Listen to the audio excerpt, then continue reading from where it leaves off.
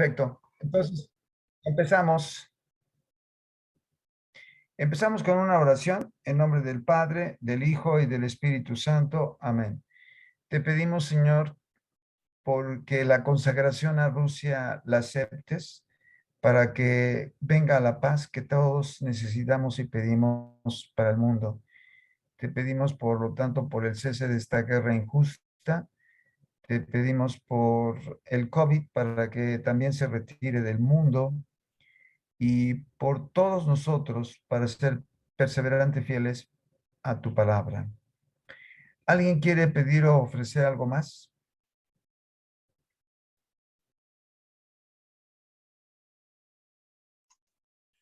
Por todos los presentes, Mario.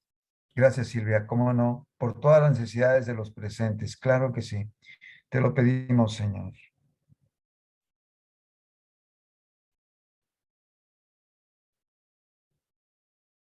Te lo pedimos, Señor. Padre nuestro que estás en el cielo, santificado sea tu nombre. Venga a nosotros tu reino, hágase tu voluntad en la tierra como en el cielo. Danos hoy nuestro pan de cada día, perdona nuestras ofensas, como también nosotros perdonamos a los que nos ofenden. No nos dejes caer en tentación, y líbranos de todo mal. Amén.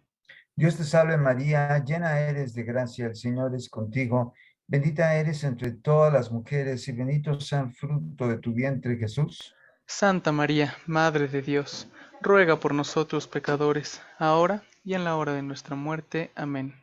En nombre del Padre, del Hijo y del Espíritu Santo. Amén. Bien, empezamos.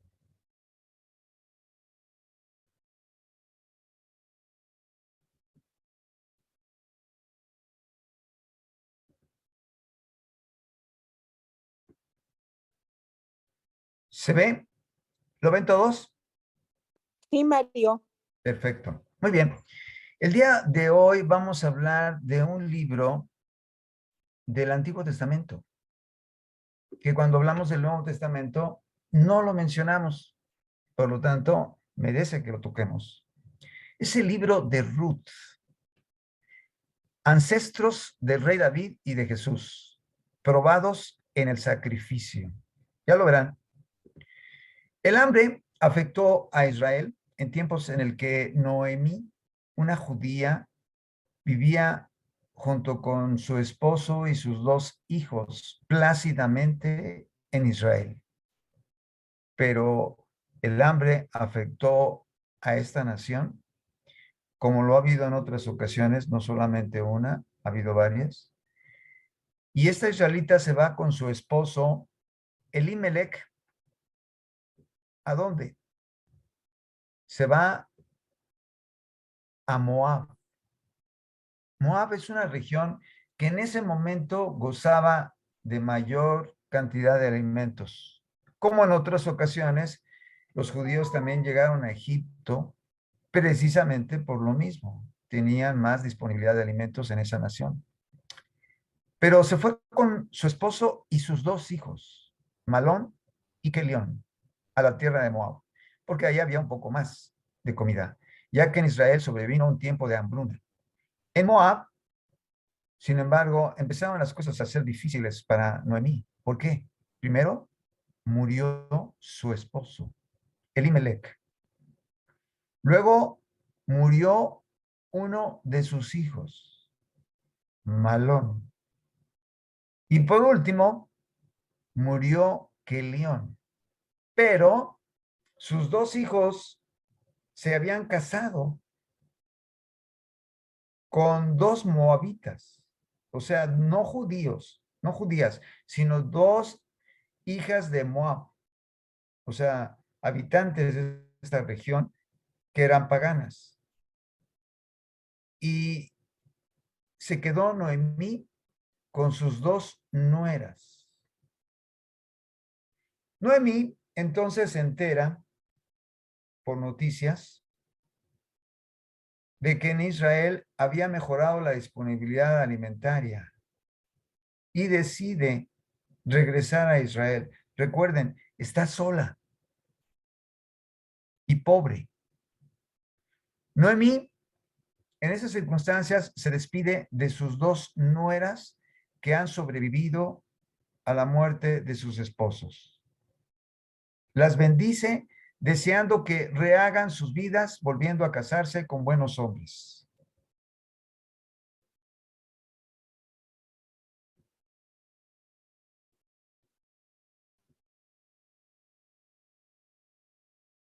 Pregunta. Número 1. ¿Por qué hubo hambruna en Israel si era el pueblo escogido de Dios? Recuerden que hace rato mencioné que había habido varias. ¿Por qué? ¿Castigo? Eso es muy buena observación. Sí, efectivamente, algunas veces hubo hambruna por castigo, porque el pueblo israelita se había apartado de Dios.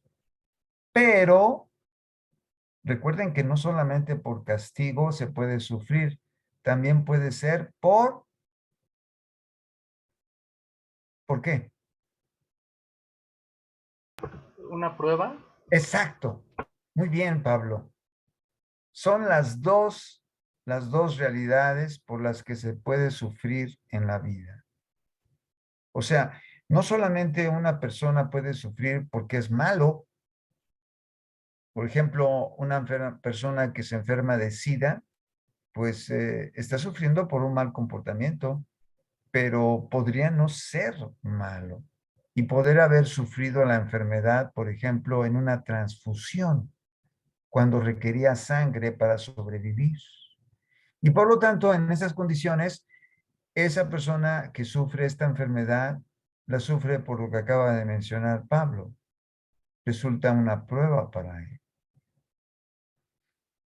Curiosamente, hoy en día, bendito sea Dios, el SIDA ya no representa una causa de muerte si se sigue un tratamiento.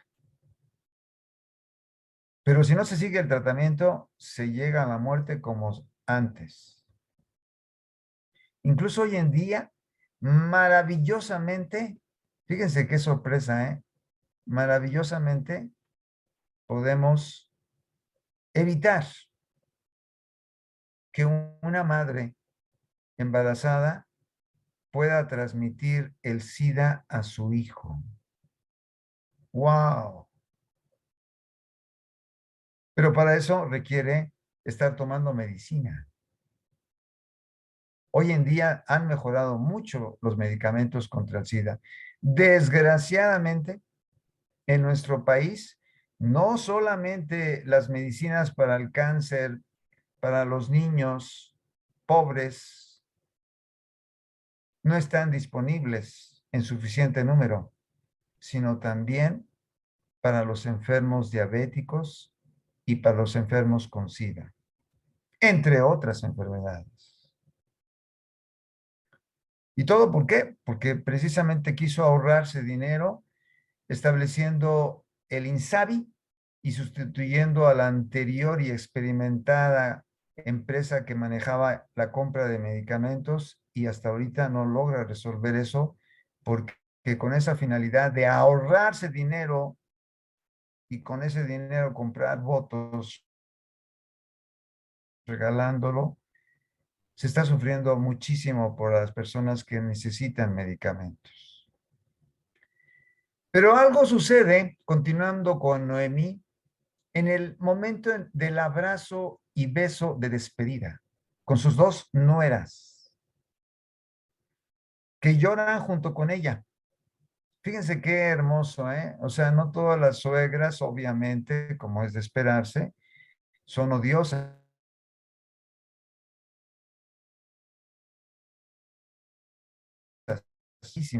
por el resto de la familia y las nueras, como fue en este caso. Sus dos nueras lloran con ella y le agradecen todo su apoyo. Una de ellas se retira y regresa a la casa de sus padres, ahí mismo en Moab, donde vivía Noemí. Pero solo una de ellas, que también la quería mucho, le dice que está dispuesta a acompañarla siempre.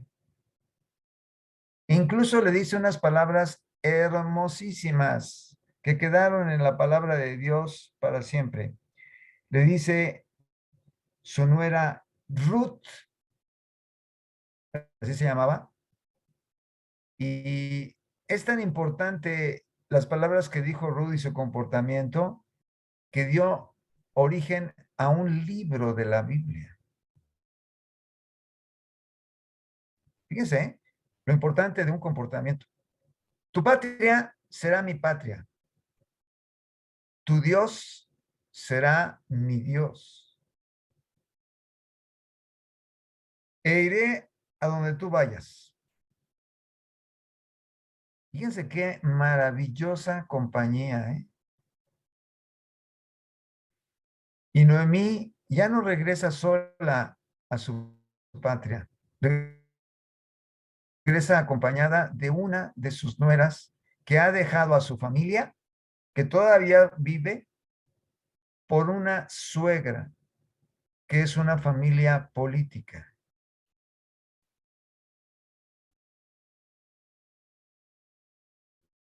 Pregunta número 2.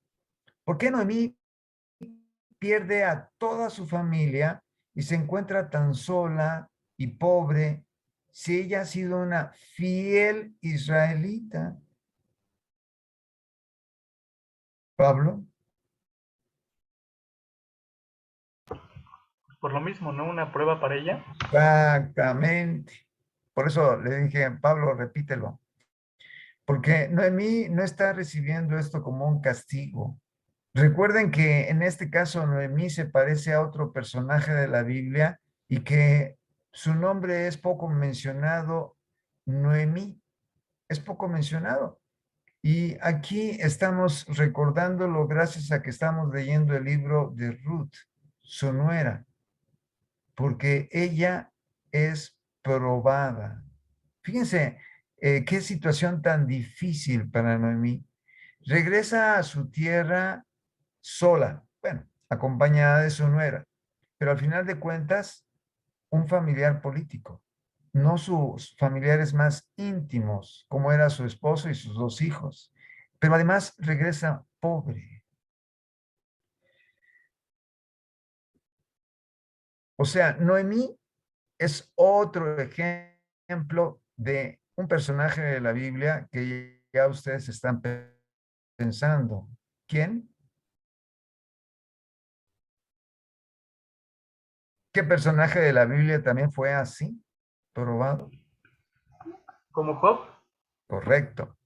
Noemí con Ruth, de regreso a su tierra de Israel de origen, llega a un lugar que le suena, Belén, el lugar del pan. Eso es lo que significa Belén. Que curiosamente ahí es donde va a nacer el pan de vida para el mundo.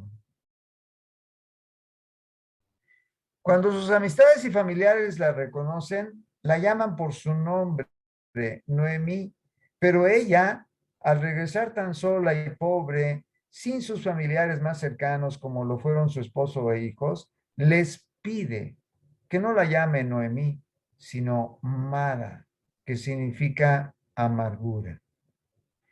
O sea, Noemí está pasando por un periodo de depresión, porque para ella era una amargura regresar en esas condiciones a su patria. Y es lógico. Noemí llega a Belén con Ruth y va a los campos a recoger espigas que se le caen a los jornaleros. Esta era una práctica preciosa que tenían los judíos con la gente pobre y más necesitada. ¿Qué hacían? Pues simplemente recogían las espigas, pero si algunas se les caían, no recogían las que se le caían. Las que se les caían al suelo las dejaban para que la gente más pobre viniera y las tomara y comiera. Y Ruth hace eso. Y uno de esos campos a los que fue a recoger espigas era el campo de Booz, que casualmente era un pariente del esposo difunto de Noemí.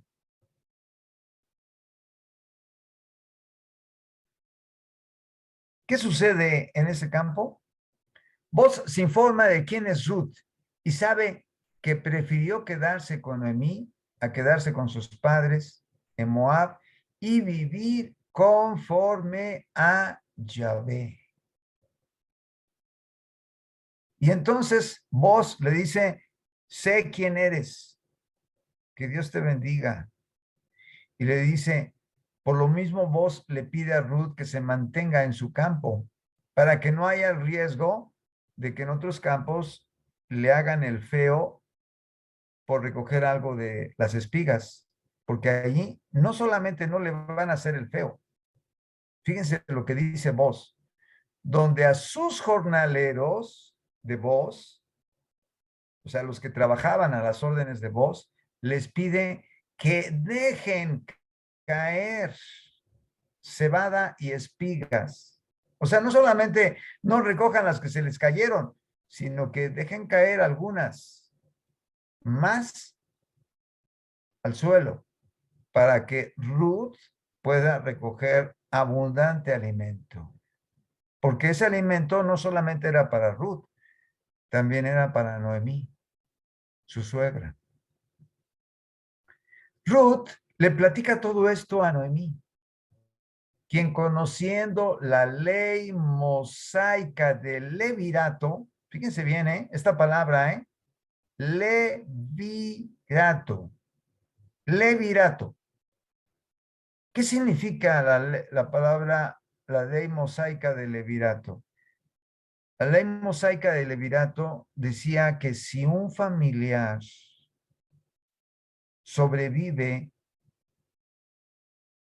a una viuda, ese familiar debe tomar a la viuda como esposa. ¿Y cuál era el motivo de tomar a la esposa a la viuda como esposa? ¿Cuál? ¿Sí lo saben? ¿Dejar hijos? Sí, muy bien. ¿Dejar hijos? ¿Para qué? Para que la descendencia Muy bien, prevalezca. Silvia, es totalmente cierto. Pero había otra razón de fondo, pero es por ahí, Es por ahí. Dejar hijos, ¿por qué? Porque recuerden que Ruth no tiene hijos. Y por lo tanto, Ruth, siendo esposa de un judío, ¿qué podría significar esa mujer?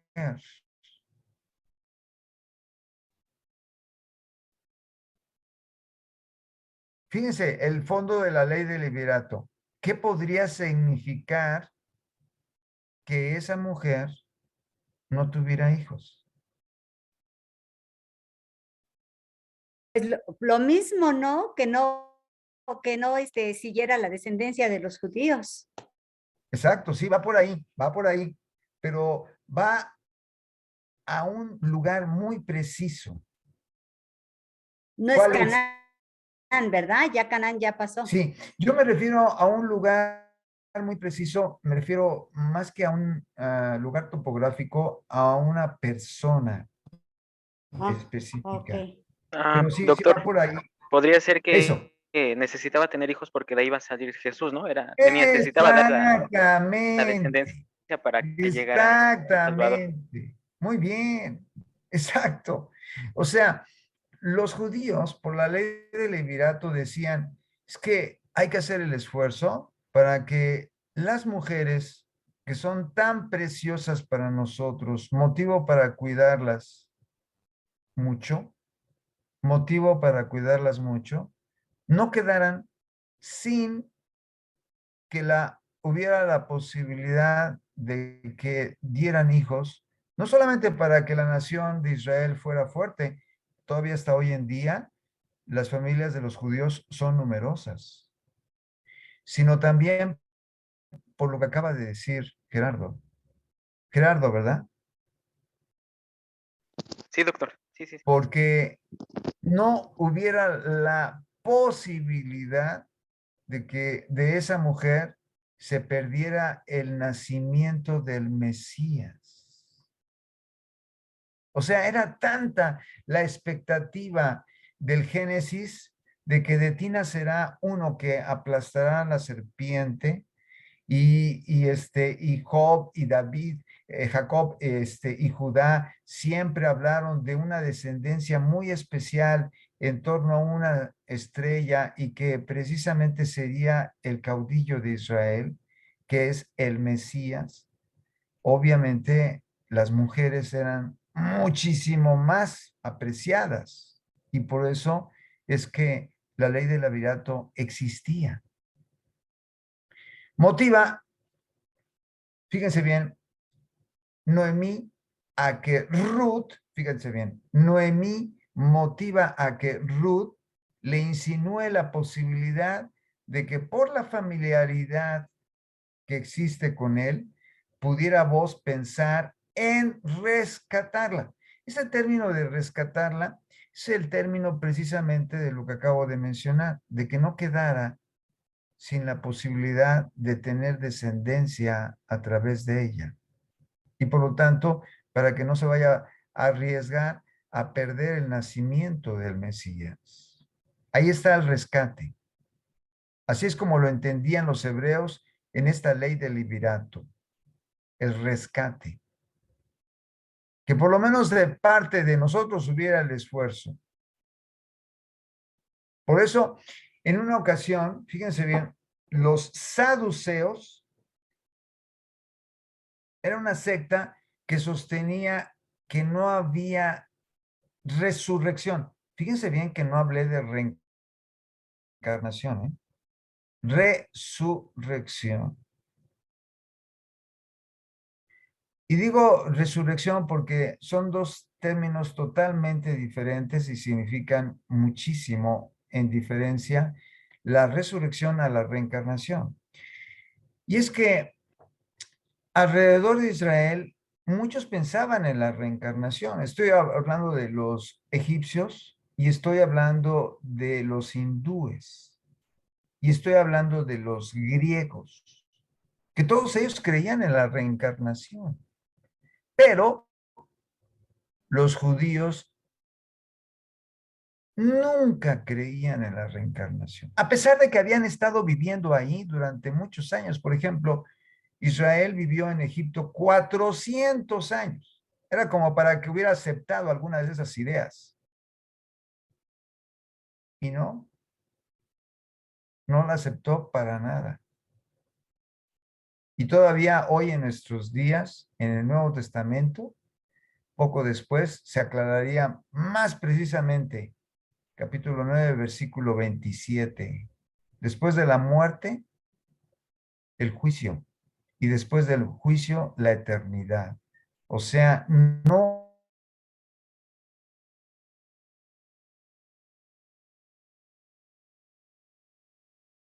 hebreos. Después de la muerte, el juicio y después del juicio, la eternidad. Así de sencillo. Y hablando de la resurrección, otro tema. Resurrección. Los saduceos, les comentaba, no creían en la resurrección. ¿Por qué? No creían en la resurrección porque precisamente con el asunto del tema del levirato, la descartaban. Porque decían, ok, una mujer se casa con un hijo de una señora y luego viene otro de los hijos cuando muere el primero y se casa con la misma mujer que dejó el primero. Y después muere este segundo hijo. Y entonces la mujer se casa con el tercer hijo.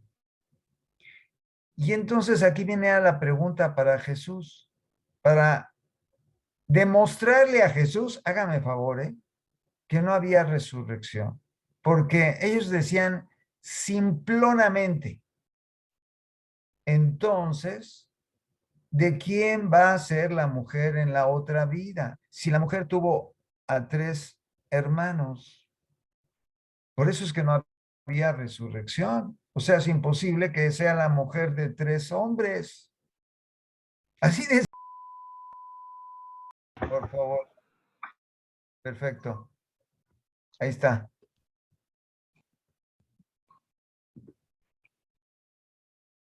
Muy bien, continuamos. ¿Se ve? ¿Lo ven todos? Sí. Perfecto. Entonces, les decía que los judíos, especialmente la secta denominada los saduceos, negaban la resurrección de los muertos y por este argumento. Y Jesús refutó ese argumento con 2 tesis, con 2 referencias. Una, ¿cuál fue?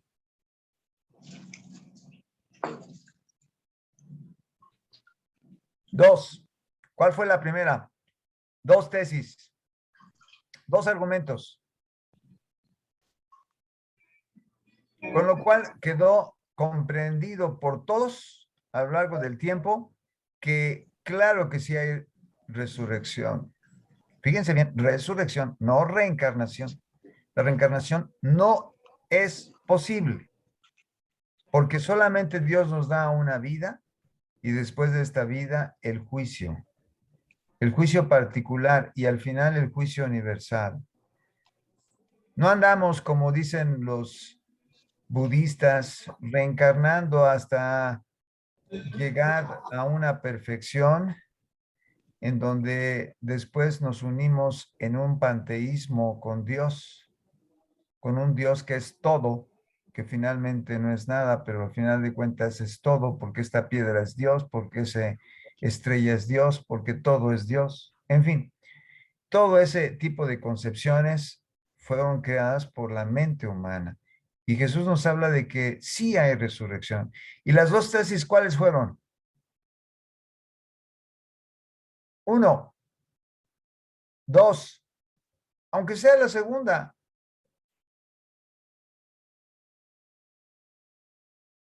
Se los voy a decir. La primera tesis fue, sí hay resurrección, porque simplemente en el momento de la resurrección de los muertos, ya no se dan a casamiento los seres humanos. Por lo tanto, aquellos hermanos que tuvieron a esa misma mujer como esposa, ya convivirán con ella no como marido y mujer, sino como hermanos, como si fuéramos simplemente unas criaturas de Dios que hemos merecido estar conviviendo unos con otros y tan tan. Así de fácil. Primera tesis. Y la segunda tesis. Sí hay resurrección de los muertos porque para Dios no han muerto ninguno. Por ejemplo, cuando dice Dios, y lo dijo Jesús, refiriéndose a su Padre en el Antiguo Testamento, cuando dijo, yo soy el Dios de Abraham, el Dios de Isaac, el Dios de Jacob, porque Dios no es Dios de muertos, sino Dios de vivos, porque todos ellos están vivos en la presencia de Dios. Por lo tanto, se acaba la tesis de no resurrección que sostenían los saduceos. Continuamos. Ruth recibe de Noemí la insinuación de cómo a través de la familiaridad que existía, o sea, eran familiares, Boz y Noemí, finalmente políticos pero familiares, pudiera Boz pensar en rescatarla, como entendían los hebreos esta ley de liberato, que ya expliqué. Y entonces, Boz le aclara a Ruth después de esta insinuación, no puedo ser yo. ¿Por qué? Porque resulta que hay un familiar más cercano que vos a Noemí. Y por lo tanto tiene que ser primero él el que la rescate. Y si no la quiere rescatar él, entonces le tocará a vos la posibilidad de hacerlo. Y por lo tanto de casarse con Ruth. Vos entiende eso, pero señala que no es a quien le corresponde hacerlo, sino a otro familiar más cercano a Noemí.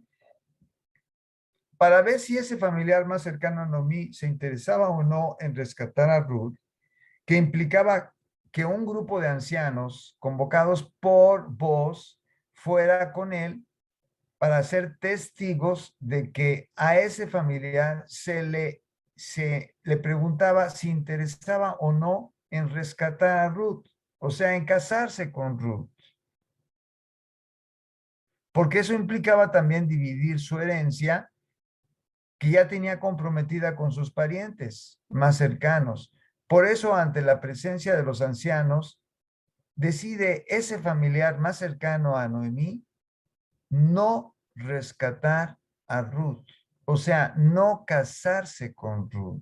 Y por lo tanto, tenía ya el camino libre vos.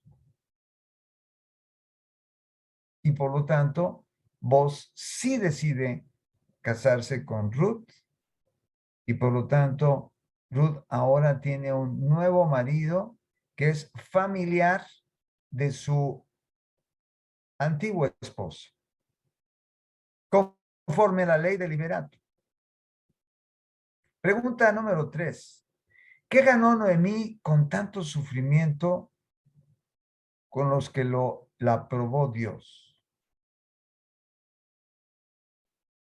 O sea, ¿qué se gana con tanto sufrimiento que tenemos cuando pasamos por este valle de lágrimas, como decimos en la salve?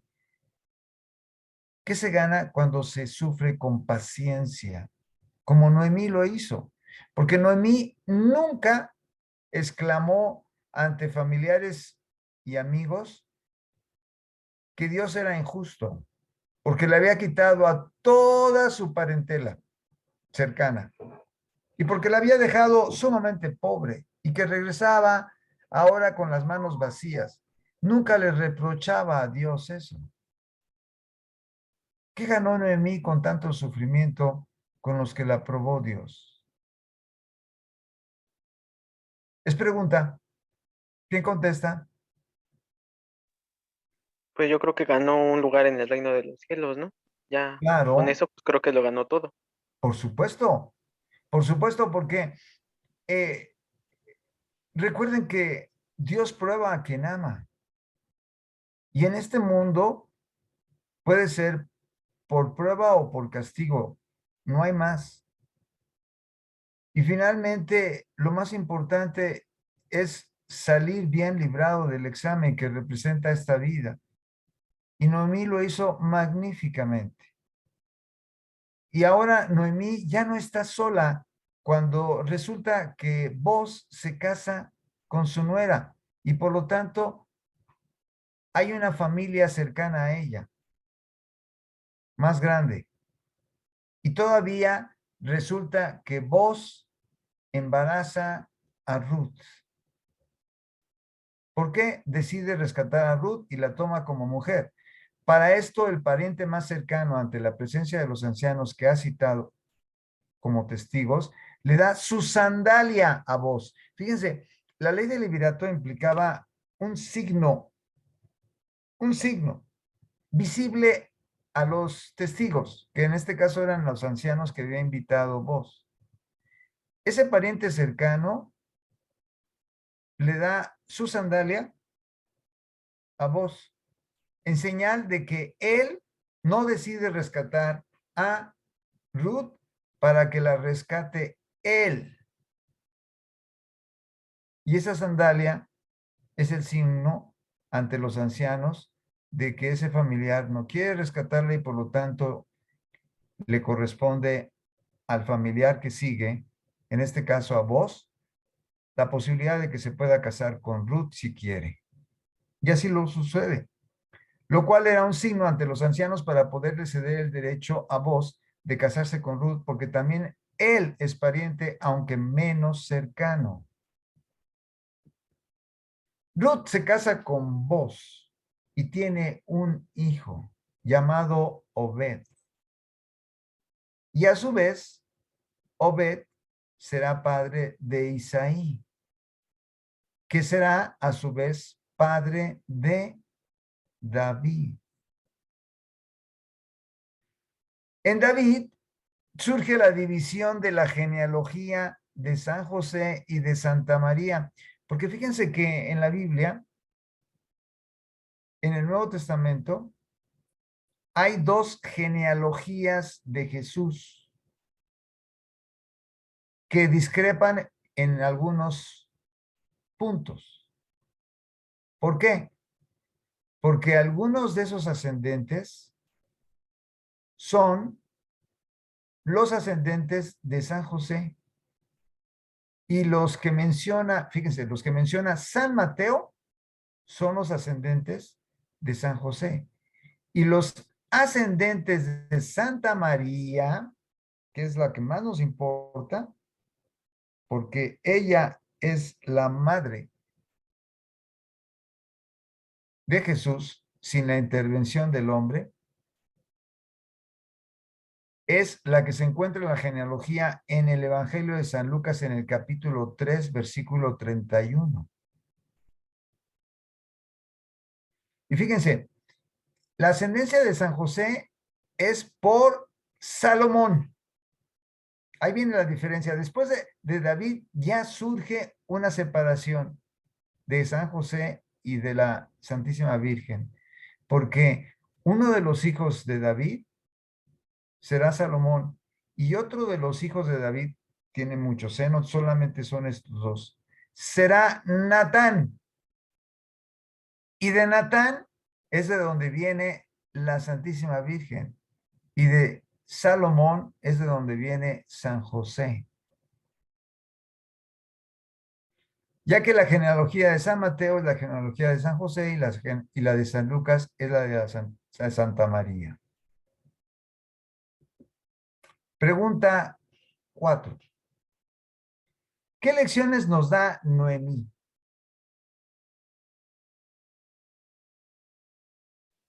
La fe y la paciencia. Muy bien, exacto.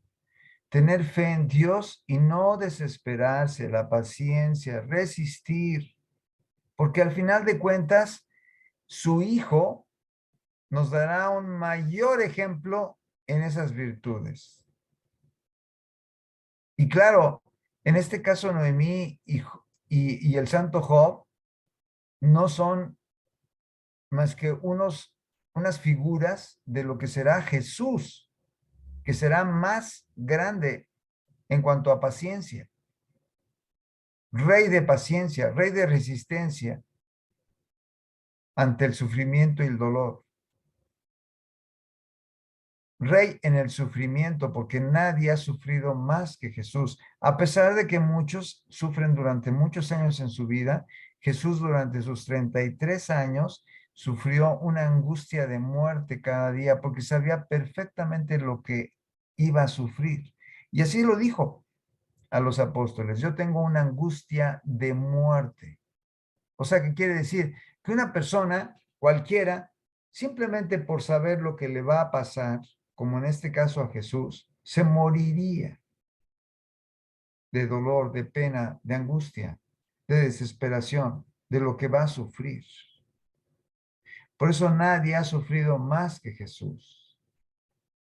De hecho, su sufrimiento hasta la muerte de cruz nos muestra también un sufrimiento sobrehumano, porque desde la flagelación debería de haber muerto. Uno de los romanos, un centurión, les dijo a los que lo estaban flagelando: ¿qué acaso lo quieren matar? Porque ya el número de 120 flagelazos que le habían dado era de muerte. Y Jesús resistió más allá de lo que un ser humano hubiera podido resistir, porque su divinidad estaba ayudando a su humanidad a sufrir más que cualquier ser humano hubiera podido resistir. Y después sufre la coronación y después la crucifixión.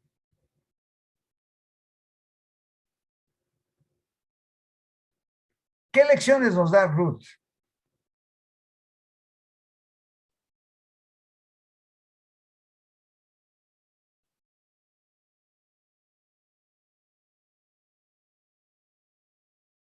¿Qué lecciones nos da Ruth?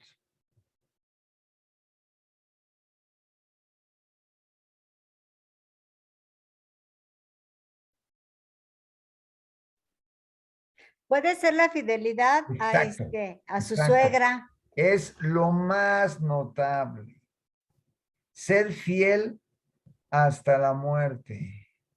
¿Por qué? Porque su actitud es de acompañar a su suegra hasta el último momento. La fidelidad. Obviamente, Noemí fue una suegra maravillosa,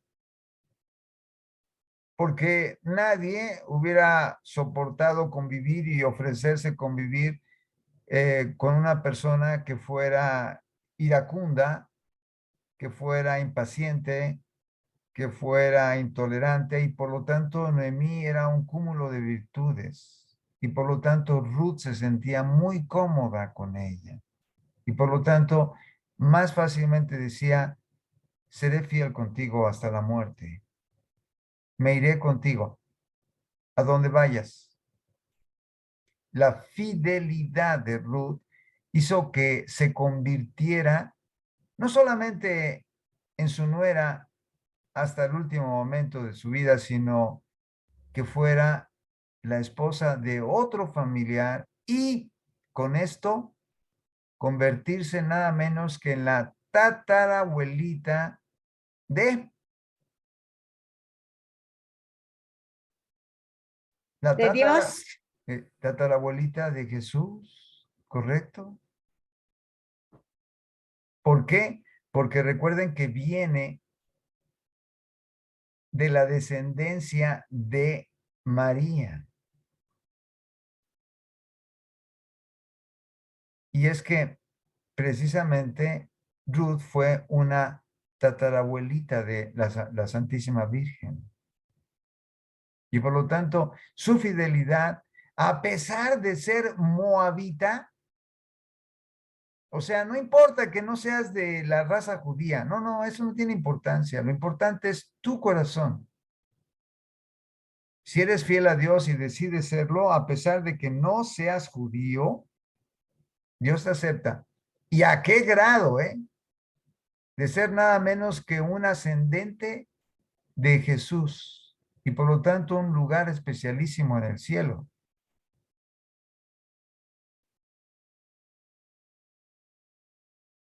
Hay otra mujer que tampoco es judía y fue una tatarabuelita de Jesús. ¿Se acuerdan?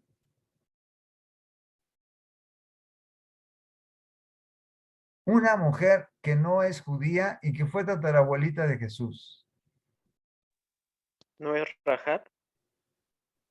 ¿Cómo?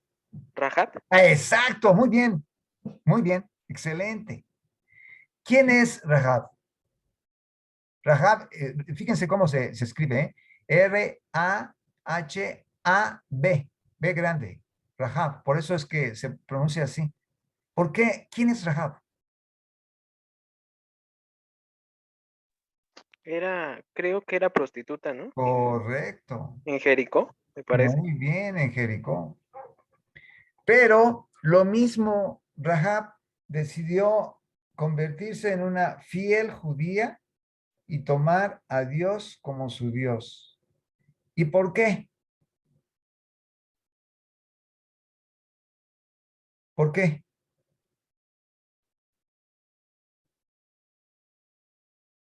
Vean lo importante de leer la palabra de Dios, por favor, léanla. Miren, a pesar de que nosotros hacemos reflexiones sobre libros de la Biblia, no dejen ustedes de leerla. Porque Rahab, cuando vio a los judíos, ella sabía que el Dios de los judíos hacía cosas fenomenales. Y por lo tanto ella sabía que ese Dios sí era Dios. Y cuando llegan los judíos, esta prostituta les dice, vénganse a mi casa, yo los protejo. Eso era muy, muy peligroso porque le podría haber costado la vida, ya que estaba traicionando a los habitantes de Jericó. Ella era un habitante de Jericó. Y por lo tanto, alta traición. Hubiera sido para ella también la pena de muerte. Y a ella no le importó. ¿Por qué? Porque sabía que el Dios de ellos era verdaderamente Dios. Y entonces decide protegerlos y esa protección hace que los judíos, cuando destruyen Jericó, a ella no la matan y se la llevan y ella decide ser una judía y se casa. Y obviamente de su descendencia nacerá también el Mesías. Pero vean otro detalle interesante de Rahab, que no le importó su pasado a Dios. A Dios lo que le importa es ¿qué? El presente. La conversión. Exacto. Muy bien, Silvia. O sea, el presente, que te conviertas ahora. El pasado, pasado es, o sea, no hay ningún problema. Tu pasado no me importa si decides cambiar. A ese grado. Igual que lo hacemos nosotros en la confesión. Él nos borra todo nuestro pasado para decir borrón y cuenta nueva. Por eso es tan importante la confesión y como lo dice la Virgen en Medjugorje, hacerlo mes con mes. Porque ella ha dicho que cuando un hombre y muchos en una nación lo hacen mensualmente, se convertirán naciones enteras. Adiós. En fin, Ruth y Rahab son ejemplos maravillosos de lo que Dios espera de nosotros. Un cambio. Y no importa tus orígenes ni tu comportamiento anterior si decides cambiar. Muy bien, vamos a la parte de oración y preguntas.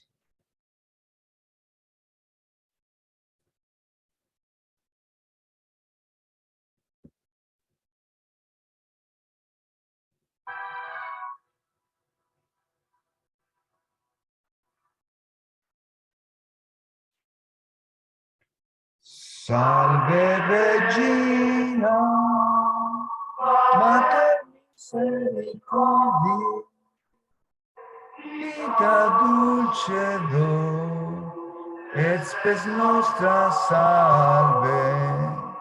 A ti clami Eve, a ti suspiramos, gementes et flentes, in ac lagrimarum vale. Via ergo advocata nostra, y los tuos misericordes oculos, haznos converten. Et Jesum benedictum fructus ventris tui, nobis post exilium ostendem. O clemens, o pia, o dulcis Virgo Maria.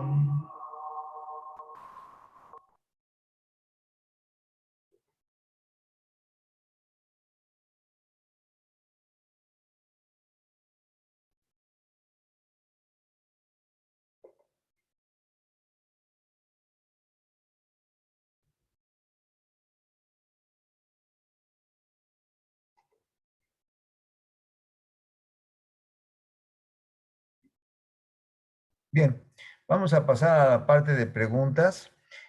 Pablito, ¿tienes algunas? Sí. Aquí la primera pregunta que tenemos la hacen Vero y Tommy y dicen, Mario, ¿qué hacían las personas con los animales que daban en sacrificio? Los comían, los comían.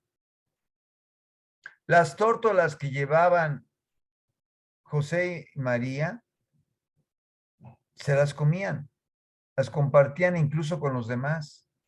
Exactamente como sucede hoy con la Eucaristía, porque esos animalitos representaban y eran figura de Jesús. Por eso es que el cordero también estaba dentro de esos animales. Y Jesús es el cordero de Dios que quita el pecado del mundo. Y también se lo comían. Como hoy en día comemos al cordero de Dios, verdaderamente su cuerpo y su sangre en la Eucaristía. No simbólicamente como lo sostienen los protestantes. Por lo Mario, tanto, todos los animales anteriormente que sacrificaban, todos, eran figura de Jesús. Y lo hacían como eran habitantes en el tiempo antes de Jesús, su esperanza en el Mesías y esos sacrificios eran lo que les tomaba Dios en cuenta como fe para convertirse. Perdón, Vero. sí, pero entonces, ¿cuál era el sacrificio? Pues, o es como nosotros cuando bendecimos los alimentos. Ya, el sacrificio era el del animalito, porque en realidad ese animalito inocente como las palomas, como el cordero, era figura de Jesús que también fue como un cordero manso y humilde llevado al matadero y que no reprochó, no se defendió. Y con esa muerte se repara todo, todo. Me estoy refiriendo a todas las ofensas, todos los pecados del hombre antes y después de él. Me estoy refiriendo a todos los seres humanos que hemos existido sobre este planeta. Pero para hacer valer su sangre preciosa, requerimos de dos cosas. Tener fe en ese Cordero que quita los pecados del mundo y practicar sus mandamientos. Y con eso, su sangre nos purifica. De otra manera, nos va a reclamar precisamente ese sacrificio tan enorme de Jesús que no aprovechamos porque somos parte de aquellos, cuando no se guardan los mandamientos, son parte de aquellos que le decían a Jesús, crucifícalo. O sea, quítalo de en medio de nosotros. Es ahí precisamente por qué ese sacrificio de esos animales, para que en un momento dado Dios se los tomara en cuenta el sacrificio de ese animal en la esperanza del Mesías y de fe en el Mesías que vendría, para que junto con ese sacrificio del animal se comprendiera que iba a haber un sacrificio único del mismísimo Cordero, pero ahora de Dios, que iba a reparar con su sangre preciosa de una vez y por todas todos los pecados de la humanidad, antes y después de él, siempre y cuando quisieran hacerla valer esa sangre preciosa con la fe en él y con sus mandamientos practicados. ¿Se entendió, Vero? Pues es que entonces los sacrificios de antes no tenían ningún mérito. Claro que sí, porque ese sacrificio de esos animales representaba el que ellos esperaban al Mesías que iba a ser víctima verdaderamente real y propiciatoria. Propiciatoria significa que iba a reparar completamente. Para ellos, el sacrificio de ese animalito era como un símbolo, una figura de lo que iba a ser realmente el medio por el que les iba a perdonar Dios los pecados. Porque ese sacrificio de ese animalito representaba que por medio de ese sacrificio Dios les estaba perdonando sus pecados. Pero eso era en base a que representaría más adelante el verdadero y único sacrificio del Hijo de Dios, por el que sí se perdonaban todos sus pecados, y para ellos aplicárseles era como hacer esos sacrificios, esos animales, para que en un momento dado, en esa fe del que vendría, se les perdonarían sus pecados, y por lo tanto, mientras tanto, sacrificaban a ese animalito en representación de lo que vendría un sacrificio único y muchísimo mayor, y por lo tanto, el hacerlo representaba la oportunidad para ellos de tener el mérito de creer y junto con sus obras, de guardar los mandamientos, de reparar sus propios pecados con ese sacrificio en la esperanza del que vendría a lavar todos los de antes y después de él. Y es precisamente por eso es que el sacrificio de esos animales se requería. Hoy en día, quiero mencionarte, Vero, ningún judío ya los practica. Ninguna denominación judía lo practica. Se acabó el sacrificio de los animales desde el tiempo de los fariseos. Y por lo tanto, cuando dice Daniel, y suspenderá el sacrificio durante 3 años y medio, el santo sacrificio, se está refiriendo al único que hoy en día se celebra en el mundo, que es el santo sacrificio de la misa, porque durante 3 años y medio el anticristo ordenará que ya no se practiquen las misas en los templos. Obviamente, se tendrá que realizar en los lugares ocultos y apartados. Por lo tanto, siempre habrá un lugar donde haya una celebración eucarística, pero con el riesgo de morir si no se encuentran. Ahora bien, ese sacrificio es el que se aplica antes para los que sacrificaban esos animales y después para nosotros, que gracias a ese sacrificio se aplica por nuestra fe y nuestras obras. Pero en aquel entonces también por su fe y sus obras, en ese pequeño sacrificio también obtenían el mérito del perdón de sus pecados, porque ese sacrificio de animal representaba el perdón de ellos, de sus pecados de ellos. Por eso la mujer que iba a purificarse después de los 40 días, después de haber dado a luz, como es este caso la Virgen, llevó al templo 2 tórtolas para que fueran sacrificadas. Y todo eso representaba un símbolo del gran sacrificio que haría Jesús, que haría el Hijo de Dios, único y para todos los tiempos, aplicado para los que antes existirían como para los que después también existiríamos. Por eso es que ese sacrificio de esos animalitos sí tenía un valor enorme, ya que para ellos era el mérito de hacerlo, y con ese sacrificio de ese animal Dios les anticipaba el perdón de sus pecados, por el que en figura representaba esa muerte de ese animal inocente, del verdadero y único sacrificio de Jesús, que después lo realizaría para todos los que antes de él y después de él existirían. Así que Dios había aceptado y había pedido a esos animales que fueran sacrificados para que de esa manera se aplicara el mérito de la sangre preciosa de Jesús. Dios así lo decidió. No es una decisión ni tuya ni mía. Al final de cuentas, Dios prefirió que así fuera, porque esos animales representaban la inocencia de Jesús, como las palomas, como los corderos, o sea, la pura inocencia misma, o sea, matar a un inocente, que fue Jesús, y que por lo tanto su muerte preciosa que representó para nosotros el mérito de alcanzar al cielo, porque no solamente fuimos perdonados en nuestros pecados, sino que nos abrió el cielo. Tan preciosa es su sangre, porque es la mismísima de Dios.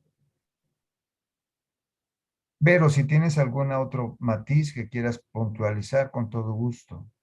Sí, por ejemplo, pero en Deuteronomios entendí que ya Dios se había cansado de eso, que ya no quería sacrificios de lo que era de él. Sí, sí, pero los sacrificios se seguían haciendo y se tenían que seguir haciendo hasta que llegara Jesús. Por eso hasta el tiempo de Jesús todavía se hacían sacrificios. Acuérdense que la Virgen llevó 2 tórtolas al templo para que fueran Ujú. sacrificadas. Y por lo Mm. tanto, ese sacrificio que en un momento dado Dios ya le repulsaba cuando no había práctica de sus mandamientos, es ahí la razón de la repulsión. Porque si los judíos, por ejemplo, sacrificaban esos animales, pero no guardaban los mandamientos, es como hoy en día una persona que recibe la Eucaristía y contradice con su vida los mandamientos. Es exactamente tan repulsivo para Dios eso como en aquel entonces para los judíos que hacían sacrificios pero no guardaban los mandamientos. Al contrario, pisoteaban los mandamientos uno y otro, cuantas veces podían. En ese aspecto se refería a Dios que le repulsaban esos sacrificios porque no había una práctica combinada, congruente. Es como una contradicción. Es como un sacerdote que practica la pederastía. O sea, es una absoluta contradicción. Y por lo tanto eso mismo resulta repulsivo a Dios, como en aquel entonces lo que tú acabas de mencionar, un sacrificio de un animal cuando no vivían sus mandamientos. Ahí está la Ok, gracias, repulsión. Mario. A ti. ¿Preguntas, Pablo? Claro que sí. La siguiente pregunta es de Gerardo Telles. Vamos a ver si da tiempo. Nos queda 1 minuto y medio. Antes de que ¿Cuál? se corte. ¿Se va a volver Así a que cortar? De una se vez va a volver avisando. a cortar. Pregunta, Gerardo. Dice, buenas noches a todos. ¿Puede un pecado de pensamiento ser mayor que un pecado de acción? Sí, sí puede ser.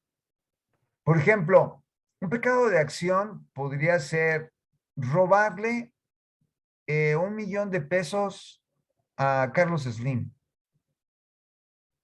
Y puede ser mayor un pecado de pensamiento, por ejemplo, desear la mujer de mi prójimo. Quisiera tener relaciones con esa mujer de mi amigo que está casado con ella. O sea, mi pecado de robarle 1 millón a una persona tan rica es menor, a pesar de que haya sido 1 millón, porque al final de cuentas él tiene muchos más, miles, y finalmente mi pecado es mucho mayor. ¿Por qué? Porque estoy consintiendo un pecado mortal. Y el anterior, el del robo, es pecado venial. Pero si yo le robo a un pobre que no tiene más que 5 pesos para comprarse un pan, y eso es lo que tenía para comer en ese día, y le robo esos 5 pesos, ya no es pecado venial, es pecado mortal. Y ahí serían equiparables ese con el del 10º mandamiento: no desearás la mujer de tu prójimo, o sea, un deseo consentido.